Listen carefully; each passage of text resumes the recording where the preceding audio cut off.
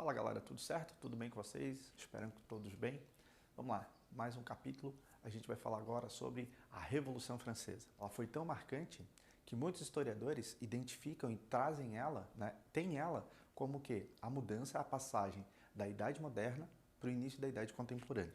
A gente vai ver agora sobre a França pré-revolucionária, ou seja, como é que estava a França antes desse processo de revolução. A forma de monarquia da França era uma monarquia absolutista. Tu sabe o que é monarquia? Nesse momento que a gente está trabalhando, a forma que existia de governo na França era uma monarquia absoluta, ou seja, o rei governava da forma e do jeito que ele queria. Diferente da Inglaterra, que existia uma monarquia constitucional, existia um parlamento que governava juntamente com o rei. Na França, não. Na França era uma monarquia absoluta.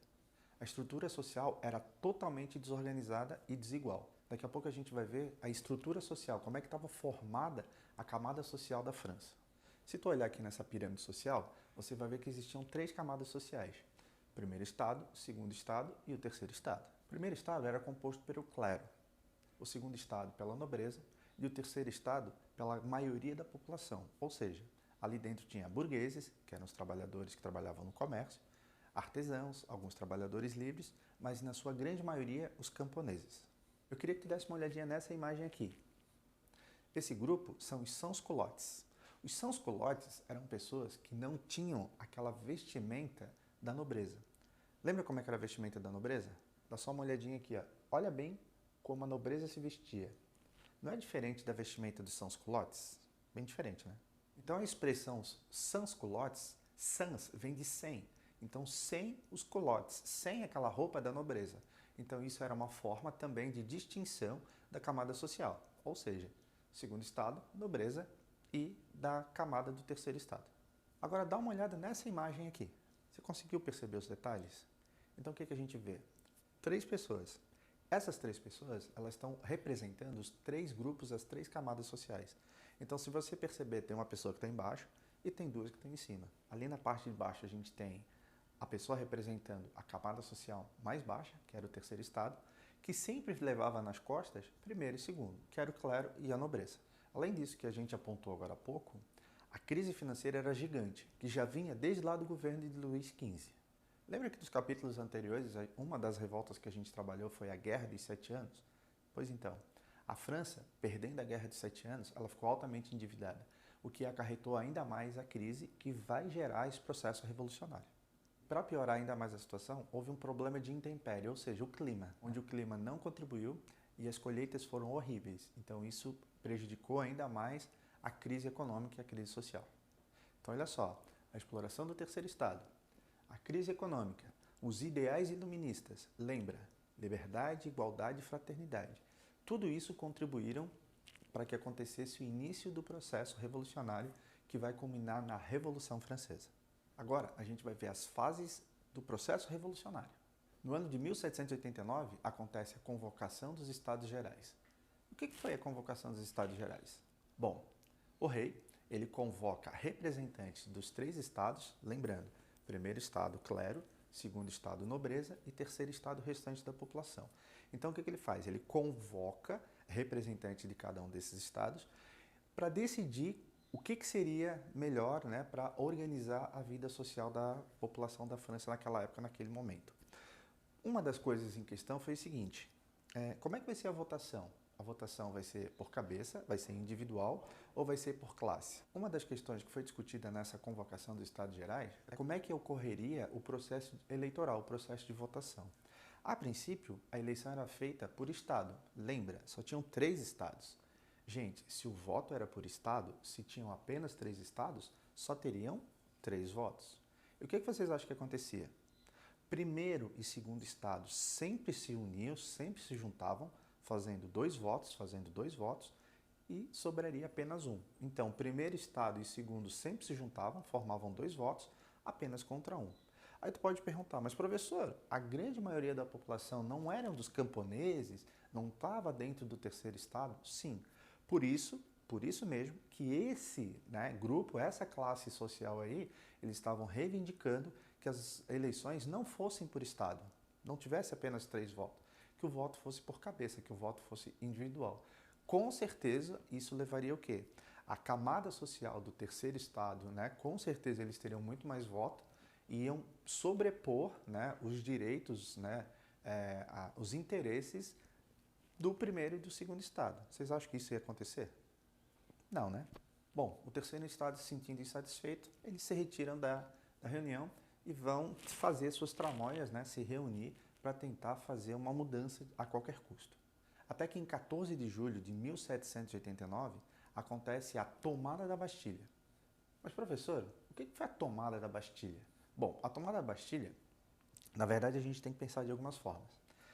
Na teoria, ela foi interessante, mas na prática ela não foi tão funcional assim. A tomada da Bastilha foi o seguinte: representantes do terceiro estado invadem, né, tomam a Bastilha, que era um presídio, que era uma prisão, pegar armas, pegar munição, né, soltar presos políticos, presos que tinham uma certa representatividade.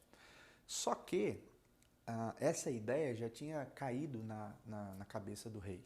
Então o que ele fez? Ele tirou as principais armas, tirou todo o armamento que tinha lá, tirou toda a munição, pólvora, né, canhões e tudo mais, tirou os principais prisioneiros. Então, assim, na teoria isso foi muito importante, porque foi uma representação que o terceiro estado começou a fazer um movimento, começou a fazer uma revolução. Na prática, ela não foi tão significativa, por conta daquilo que a gente já comentou. Não tinha as armas suficientes, não tinha munição, não tinha pólvora. Os principais prisioneiros haviam sido retirados de lá. Bom, aí nós temos a Assembleia Nacional Constituinte, que ocorreu de 1789 até 1792. Agora a gente vai ver algumas coisas que aconteceram nessa Assembleia, né, que foi criado por essa Assembleia Nacional. Ela decretou o fim dos privilégios feudais, foi feito o confisco dos bens da Igreja Católica, a publicação dos direitos do homem e do cidadão e aprovou uma Constituição para a França, isso lá no ano de 1791.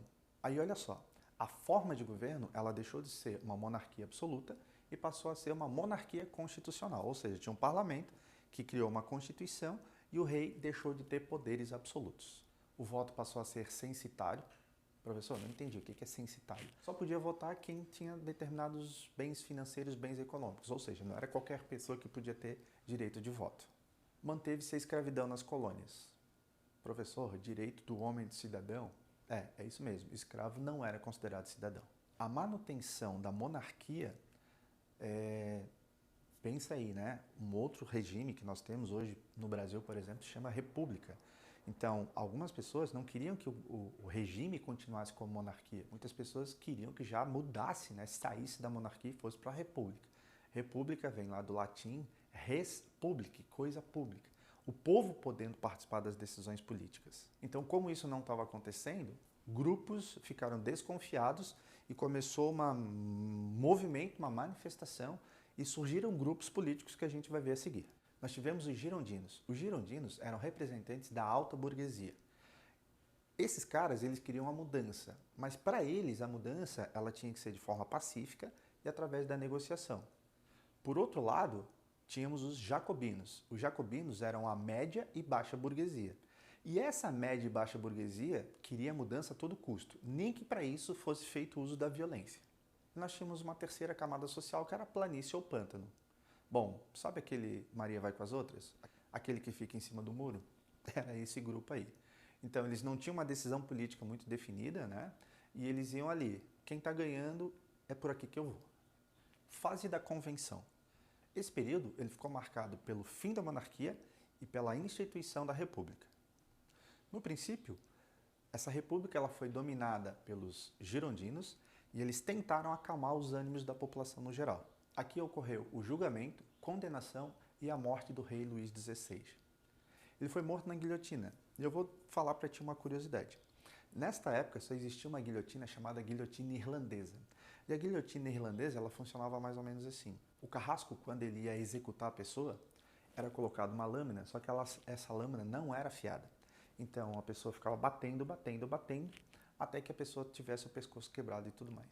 Então imagina só, o rei, quem ia ser morto, né, quem foi condenado à morte, agora foi o rei. Então foi aí que foi criado, né, uma guilhotina diferente, que é a guilhotina francesa. Essa guilhotina que a gente acaba conhecendo. Aqui a gente tem um exemplo. O rei literalmente foi decapitado. No ano de 1793, até devido às invasões de povos de fora da França, os sans-culottes acabam se aliando, apoiando, né, os jacobinos. Esses assumem o comando e começa uma fase que ficou conhecida como Fase do Terror. Olha só o que vem por aí. Um cara chamado Robespierre assume todo o governo e o comando desse processo revolucionário. Os jacobinos, eles assumiram o governo no momento onde a França estava sofrendo invasões, né, processo de invasão, estava tendo crise interna e uma política totalmente desorganizada e desestruturada. Para tentar manter o poder, Robespierre manda guilhotinar, olha só, guilhotinar várias pessoas que eram opositoras. Por isso que esse momento ficou conhecido como Fase do Terror. Aí, pressionado pela população, Robespierre teve que atender os interesses da população. Houve uma redistribuição parcial das propriedades e a criação de leis de amparo social. Essa reação ficou conhecida como reação termidoriana. Óbvio, aqueles que tinham propriedade ficaram o quê? Ficaram com medo. Então eles começaram a fazer um movimento, fazer um motim contra essa prática e essa administração de Robespierre. Você já ouviu o seguinte ditado? O feitiço vira contra o feiticeiro? Pois é, quem acabou sendo guilhotinado dessa vez foi o Robespierre. A reação termidoriana, ela teve início em 1794.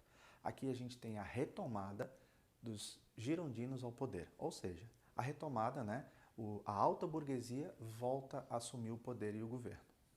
Foi criado o diretório. Foi eleito um grupo de pessoas que eles iam ficar governando durante 5 anos. Coincidência, né? 5 anos. Foi mantido o regime republicano, né, o regime de república, e a alta burguesia, ou seja, os girondinos, eles começam a ter apoio do exército francês. E aqui surge a figura de uma pessoa bem importante, a figura de Napoleão Bonaparte. Só que isso a gente vai ver na próxima aula, onde a gente vê a Era Napoleônica. A gente vai ficando por aqui, espero que tenham gostado, a gente se vê. Abraço. Valeu, tchau, tchau.